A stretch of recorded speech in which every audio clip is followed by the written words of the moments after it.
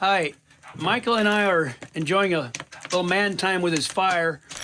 I want Michael to talk to us, our viewers, about this fire pit that he made, and I'm really fascinated with it. I'd like to have one for myself, and maybe our viewers would like to build one for themselves too. So it's a smoke-free fire. So as he talks, maybe the smoke will go away when it gets hot enough.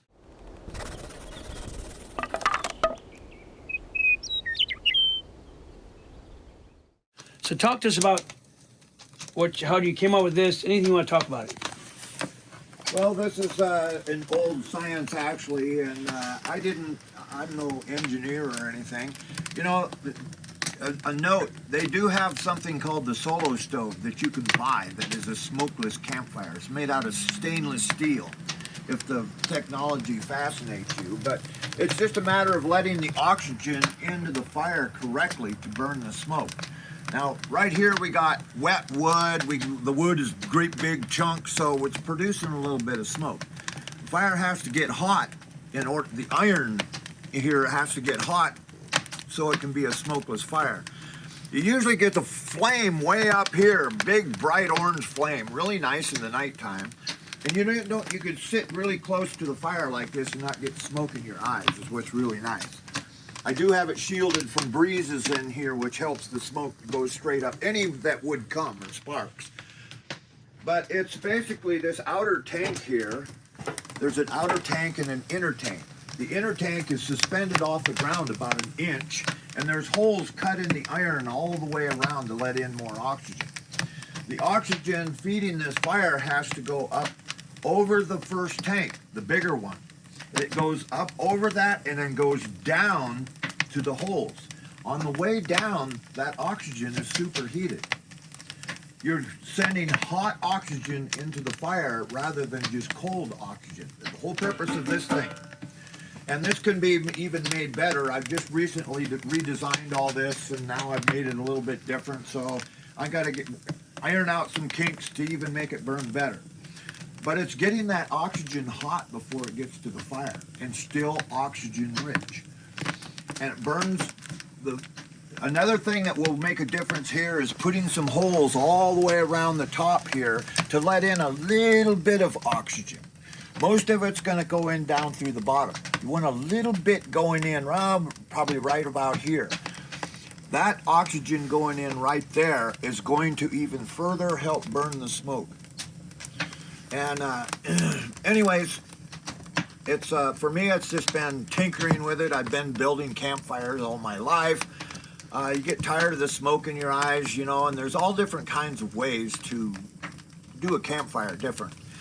The Indians, mountain men, people knew about it's called a Dakota fire pit. And it's actually a fire pit with a hole dug in the ground right beside that fire pit. And you connect the two holes, the fire pit and that air vent, with a little tunnel. And the air has to go down one of those pits, and it comes back up the other one, which is the fire pit. That will reduce your smoke way down too. Now these are back in the days when you didn't want everybody to see your smoke. Somebody see your smoke and a war party of Indians that start heading for you, and they think, you know, it's true, like in what was that movie, Dances with Wolves. And there's a thin line of smoke going up, and they would say, only a white man would make a fire for the whole world to see. You know, that was true. But there was ways of keeping that fire smoke down, and they knew how.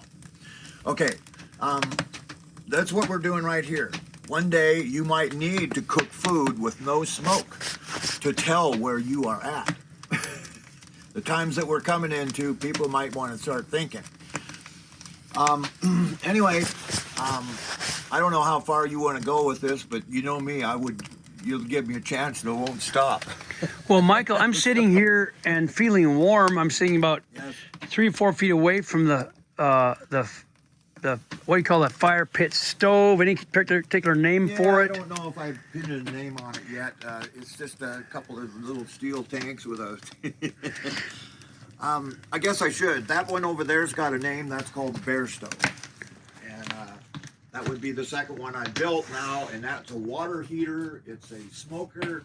It will heat up that big steel box there, the Connex, and the hot tub, and a dehydrator. All of those functions will come off that stove. And Okay, then so I probably won't use this one as much. I smell a little plastic. Is it the plastic getting hot on the outside? I think that there was something on the edge of this that's burning. Oh, okay. That got right here. You Just can something see it get right there. something- Actually, should scrape that off there and throw it in.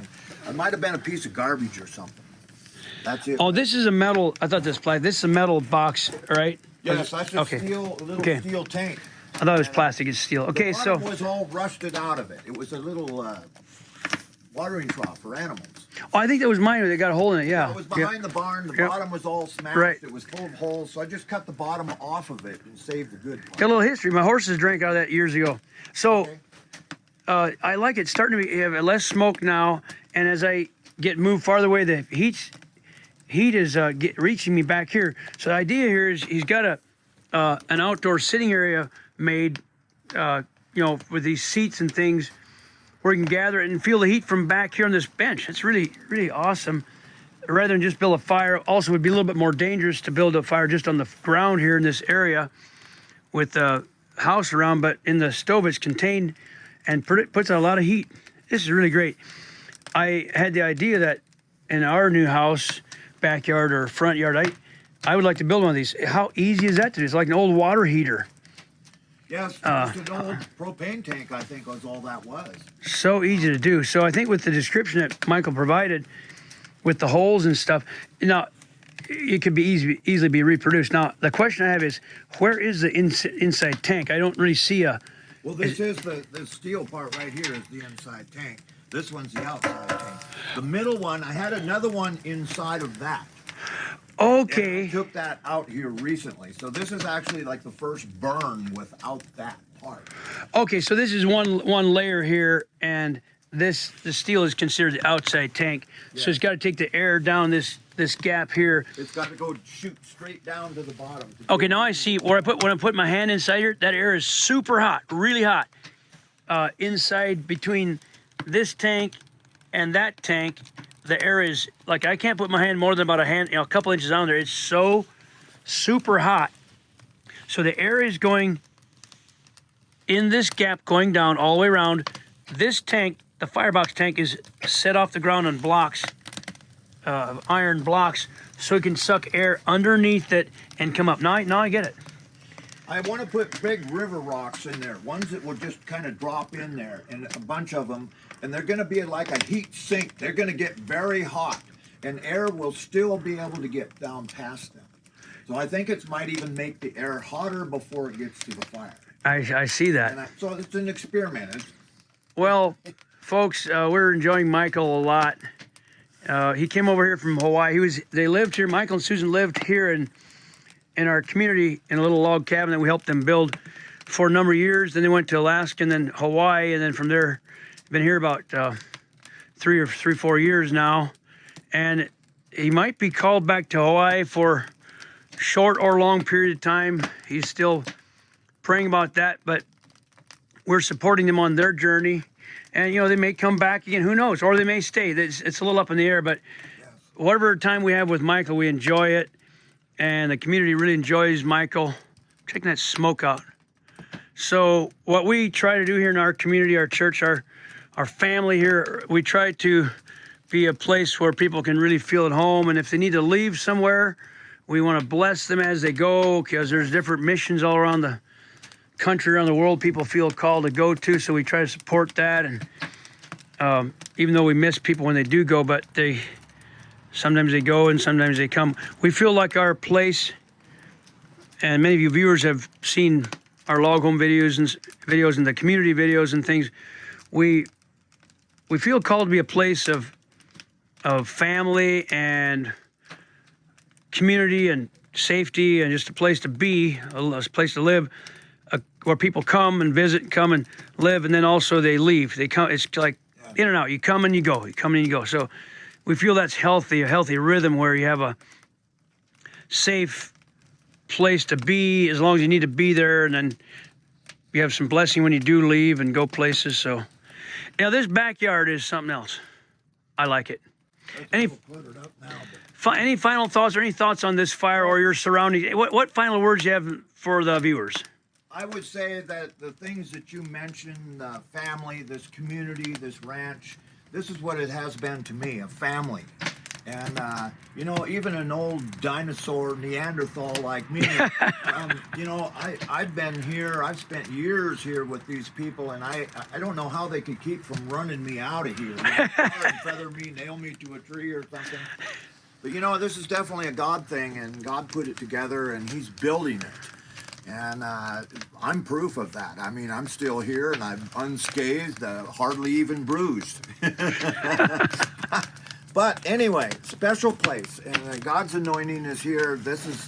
It's called Consecrated to God, this town that we live in or close by. And there's an anointing on this place too. So may the Lord's Spirit go with us wherever we are, before us, under us, over us, behind us, and guide our steps closer and closer to His will, and in His will, brighter and brighter. That's really good. That's Michael's always passionate. We love hearing him, what's on his heart. And we're going to end the video for now. And if we have a chance, if he doesn't go to Hawaii too quickly, hopefully we can get some more video of things like this that Michael does around the place. I'm going to stand up on this bench, get a quick aerial view around, or little quick view. There's the neighbors. That used to be our house. Well, we still own it, but 2 families live in it now. It's our barn shop. Meadowlark Log Homes is over that way.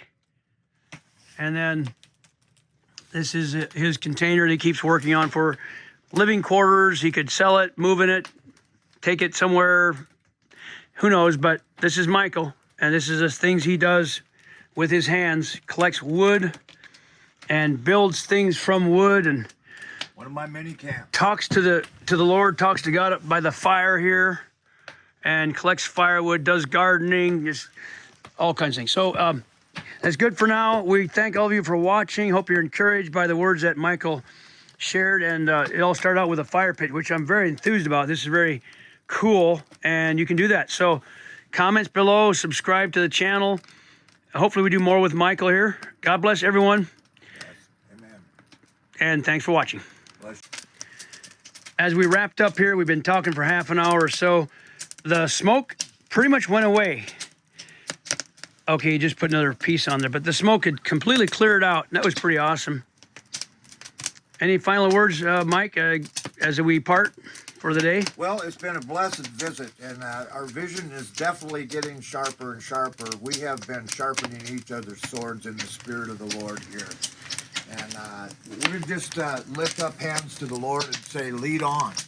That what you're building, we want to be included. Show us our part in it. So we just built a whole lot just by speaking together and sharing the same Spirit in the Lord. So, Lord, lead on. Do your thing. Glorify your name. Amen. Yeah. Now we got almost no smoke coming out. Yes. So that's really I just tossed in another good. piece of wood here a minute ago, so Yep. stirred it up a little bit, but it's pretty well basically smokeless now.